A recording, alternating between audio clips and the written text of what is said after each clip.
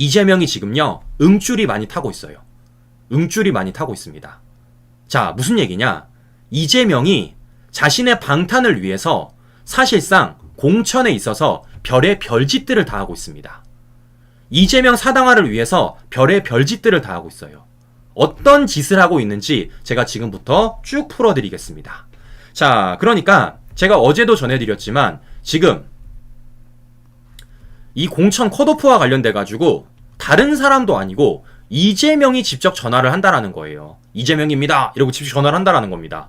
네? 사실 공관위원장도 있고 당직자도 있고 공관위원이 있음에도 불구하고 이재명이 직접 전화를 걸어가지고 당신 컷오프야, 당신 불출마해라 라고 지금 얘기를 하고 있다라는 겁니다. 자, 그러면 지금 어떤 사람들에게 이런 얘기를 했는지를 알아보면은 크게 두 사람이 지금 분류가 됩니다. 누굽니까? 문학진과 인재근입니다. 그러면 문학진과 인재근이 어떤 사람들인지, 더 나아가 문학진과 인재근이 불출마하는 지역에 어떤 사람을 이재명이 꽂으려고 하는지에 대해서 우리가 알아보면 되겠죠. 자, 일단은 문학진부터 좀 보여드리도록 하겠습니다. 제가 어제 오후 방송에 보여드리긴 했는데요. 이 문학진이란 사람, 바로 이런 사람입니다. 이재명 대선 후보 당시 직속 정무특보단장이에요. 그러니까 이 사람은 친명입니다. 친명. 친문 아니고요. 친명이라고요. 이재명의 대선 당시 정무특보단장입니다. 그냥 특보단장도 아니고 직속 정무특보단장이에요. 그런데 이런 사람에게 지금 이재명이 직접 전화 걸어다가 불출마를 권고했다라는 겁니다. 그래서 실제 지금 문학진도 굉장히 많이 화가 났다라는 거예요. 자, 그러면 이 문학진이 빠진 자리에다가 이재명이 지금 어떤 사람을 꽂으려고 하고 있느냐? 바로 이 사람입니다. 안태준. 자, 이 사람의 경력을 보십시오. 성남산업진흥재단 이사, 경남도시공사 북부본부 본부장, 경남도시공사 부사장, 경기주택도시공사 GH 사장 직무대행. 자, 보시는 것처럼 이재명이 성남시장에 있을 때부터 더 나아가 경기도지사에 있을 때까지 함께했던 사람이 바로 이 안태준이라는 거예요. 사실상 이 사람을 뭘로 분류할 수가 있겠습니까? 찐명으로 분류할 수 있다는 겁니다. 그러니까 지금 이재명은 이제 친문을 내쫓자 못해서 친명까지도 내쫓고 있고 뭐로 채우겠다라는 겁니까? 찐명으로 이 정당을 채우겠다라는 거예요. 뭐를 위해서? 자신의 방탄을 위해서. 자, 그런데 이 안태준과 관련돼 가지고 굉장히 재밌는 게 한 가지가 있습니다. 자, 무엇이냐면요. 자, 이 경력을 보시는 것 중에 제가 주목했던 건 무엇이냐면요. 바로 가장 마지막입니다. 이거예요. 경기주택도시공사 GH 사장 직무대행입니다. 우리 시청자 여러분들 기억하시겠지만 이 GH 어떤 곳입니까? 이재명 옆집과 관련돼서 논란이 됐던 곳이에요. 실제 경기주택도시공사가 삽숙소가 어디 옆집이었어요? 이재명 옆집이었잖아요.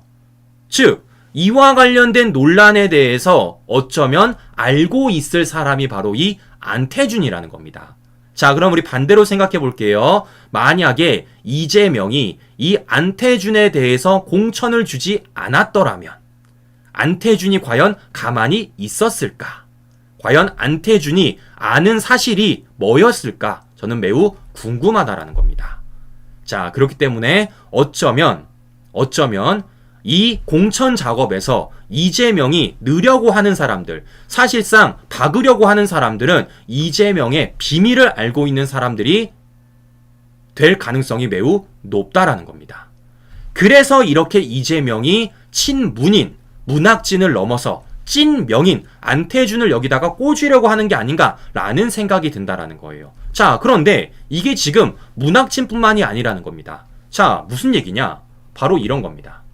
앞서 말씀드린 것처럼 지금 문학진뿐만이 아니라 인재근이란 사람도 지금 불출마 권고했다라는 거예요. 실제 이 인재근 삼선 의원입니다. 뭐 존재감이 워낙 없기 때문에 많이 모르실 수도 있는데 이 사람 삼선 의원이에요. 민주당 삼선입니다. 자, 이 사람이 어떤 사람이냐면요.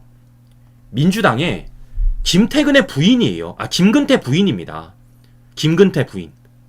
김근태는요, 민주당에서 굉장히 많은 파일을 차지하고 있습니다. 심지어 민주당 내부에는 아직까지 김근태계라고 불리는 사람들까지 있어요. 자, 과거 이재명 어떤 얘기까지 했냐? 이런 얘기 했었습니다. 김근태와 관련돼가지고 이재명 이런 얘기까지 했었어요. 자, 어떤 얘기를 했냐면요. 자, 이재명 이런 얘기 했었어요. 민심 심상치 않다. 김근태 정신으로 다시 시작해야 된다. 라고 말했던 게 과거 이재명의 발언이었습니다. 그럼 너무 웃긴 거 아닙니까, 시청자 여러분? 이재명이 과거에는 김근태 정신으로 다시 시작해야 된다면서 이렇게 김근태와 인재근을 함께 이렇게 사진까지 찍어다가 이재명 SNS 직접 올리기까지 했어요. 그런데 지금 이재명 뭐 하고 있습니까?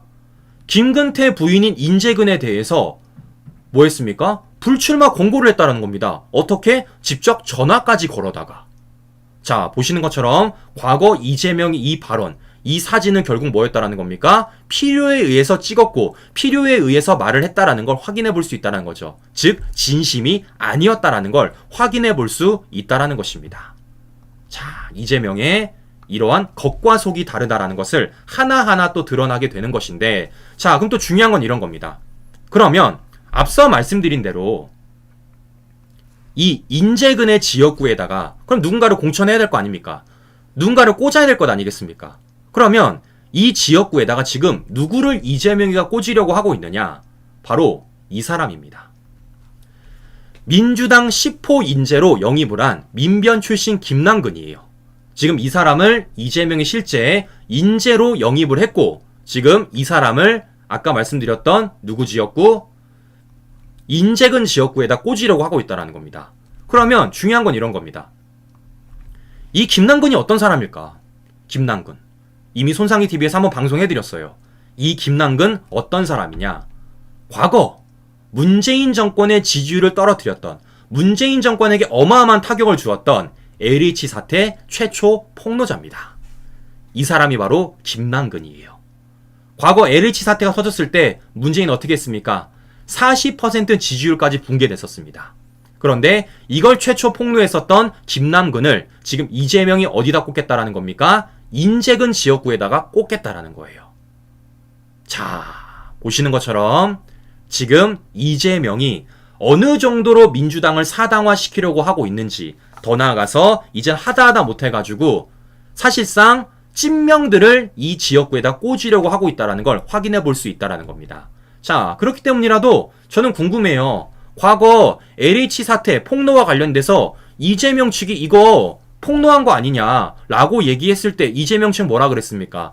LH 투기 폭로 배우설은 거짓 음모 공작으로 얘기했는데 막상 시간이 지나 보니까 저는 궁금합니다. 이게 정말 거짓 음모인지, 이게 정말 공작인지. 아니, 그러지 않고서야 어떻게 LH 사태 최초 폭로자 김남근을 인재로 영입을 하고 더 나아가서 인재근 지역구에다가 갖다 꽂을 수가 있겠습니까? 자, 저는 그렇기 때문이라도 지금 이재명의 공천 작업이 얼마나 이상하게 벌어지고 있는지, 이재명의 사당화가 얼마나 심각하게 벌어지고 있는지를 우리 시청자 여러분들에게 좀 보여드리고 싶었던 것입니다. 자, 그런데 이런 민주당의 공천 작업이 이렇게 지역구에서만 이런 일이 벌어지는 게 아니라는 거예요. 더 어처구니없는 것은 비례에서도 더 이런 일이 벌어지고 있다는 겁니다. 자, 무슨 얘기냐면요. 바로 이런 겁니다. 자, 과거 얼마 되지도 않았죠? 이재명이 비례제도와 관련돼서 어떤 얘기 했습니까? 연동형 하겠다. 더 나아가서 통합형 비례정당 만들겠다라는 얘기 했었습니다. 제가 이거 뭐라고 말씀드렸죠? 사실상 이재명이 좌파들 쌍끌이에다가 비례정당 만들겠다라고 말씀을 드렸습니다. 자, 그러니까 사실상 이재명을 옹호해주는, 이재명의 방탄을 세워줄 수 있는 그런 좌파 시민단체들 다 끌어다가 지금 비례정당 만들어서 자리 나눠주겠다라고 저는 말씀을 드렸습니다. 자, 그래서 어제 실제 이와 관련돼서 민주당이 진보당 등과 통합비례당 첫 회의를 가졌습니다. 첫 회의를 가졌어요. 일단 보십시오. 진보당이랑 회의를 가졌다는 것 자체가 문제 있는 건 아닙니까, 시청자 여러분? 네? 그러니까 지금 민주당이 위성정당을 만들음에 있어서 좌파 시민단체를 넘어서 진보당까지 끌여다가 지금 비례당 만들겠다라는 거예요. 심지어 이 첫 회의에서 어떤 내용들이 나왔냐? 이런 얘기를 했다라는 겁니다. 와. 전쟁 위기 피하려면 윤석열 정권 바꾸고 한미동맹을 파기해야 된다. 야. 이런 얘기가 어제 실제 민주당이 만들겠다라는 통합비례당 첫 회의에서 나온 얘기라는 겁니다. 야, 지금 우리 투표 잘해야 돼요. 투표 잘해야 됩니다. 우리 지역구 투표뿐이 아니라 비례대표 투표까지도 잘해야 됩니다. 자칫 잘못하면요, 이런 생각을 갖고 있는 사람들이 배지 달고 국회 갈 수 있는 거예요. 지금 이게 현실화되고 있다라는 겁니다. 말이 안 되는 얘기 아닙니까? 말이 안 되는 얘기. 이 북한에서 하는 얘기죠. 북한에서나 하는 얘기를 지금 민주당이 비례정당, 네? 첫 회의에서 가졌고, 그와 관련된 얘기들이 나오고 있다라는 거예요. 어마어마한 얘기입니다. 그렇기 때문이라도 이게 지금 민주당이 만들려고 하는 그 비례정당의 실체다라는 것을 우리 시청자 여러분들에게 제가 보여드리고 싶은 건데요. 자, 무엇보다 제가 어제 이 첫 회의 과정에서 굉장히 유심하게 봤던 것은 무엇이냐면요, 참석자입니다. 어떤 사람들이 참석했는지에 대해서 제가 좀 알아봤어요. 자, 보니까 우리 시청자 잘 보세요. 자, 보시는 것처럼 여기 참석자들이 있습니다. 그런데 여기에 좀 낯익은 사람이 한 명 있지 않습니까? 낯익은 사람? 자, 어떤 사람이냐면요, 바로 이 사람입니다. 이 사람이 누구냐? 박서군이에요. 박서군.